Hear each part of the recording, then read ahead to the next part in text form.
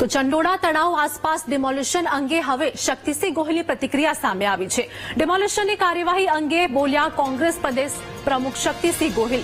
તેમની આ પ્રતિક્રિયા જેમાં બાંગ્લાદેશીઓને પકડીને બહાર લઈ જવાની કાર્યવાહીને કોંગ્રેસનું સમર્થન અને આ સાથે જ કહ્યું કાશ્મીરમાં હુમલા પછી ચંડોળા તળાવ પર કાર્યવાહી થઈ છે, જેમાં હવે ગણતરીના કલાકોમાં જ મોટી સંખ્યામાં બાંગ્લાદેશીઓને પકડી પાડવામાં આવ્યા છે તેવું નિવેદન શક્તિસિંહ ગોહિલ દ્વારા આપવામાં આવ્યું છે.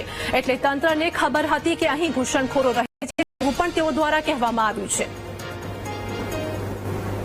કોઈ પણ દેશમાં કોઈ પણ પરદેશી વ્યક્તિ બિનઅધિકૃત રીતે રહે અને એની કોઈ ચકાસણી ન થઈ હોય તો આંતરિક સુરક્ષા માટે, દેશની કાયદો અને વ્યવસ્થા માટે, દેશના લોકોના જાનમાલના રક્ષણ માટે એક મોટું જોખમ ઊભું થતું હોય છે.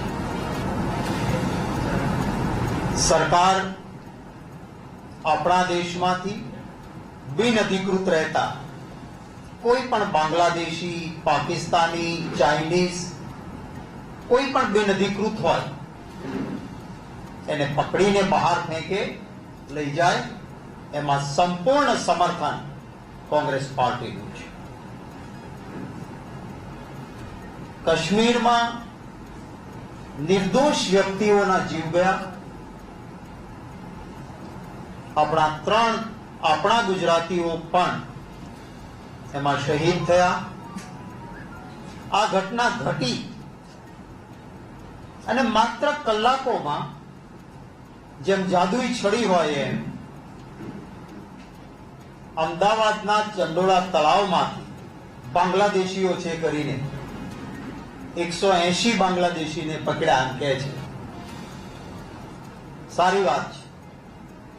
મારો પહેલો સવાલ એ છે કે જો તમે આપણા લોકો શહીદ થાય, મૃત્યુ પામે અને પછી ગણતરીના કલાકમાં અમદાવાદમાંથી 180 ને પકડતા હો અને જે લાંબા સમયથી રહેતા હોય, એનો અર્થ એ થયો કે તંત્રને ખબર જ હતી કે કોણ બાંગ્લાદેશી ક્યાં રહે છે.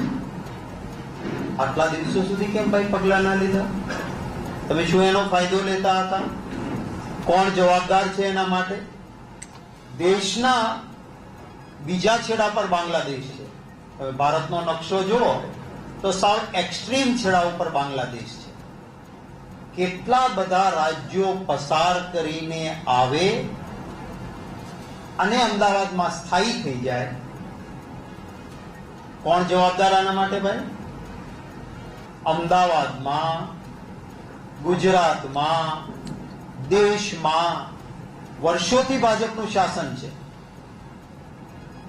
કેમ આ લોકો અહીં સુધી પહોંચી શક્યા એની કોઈ તપાસ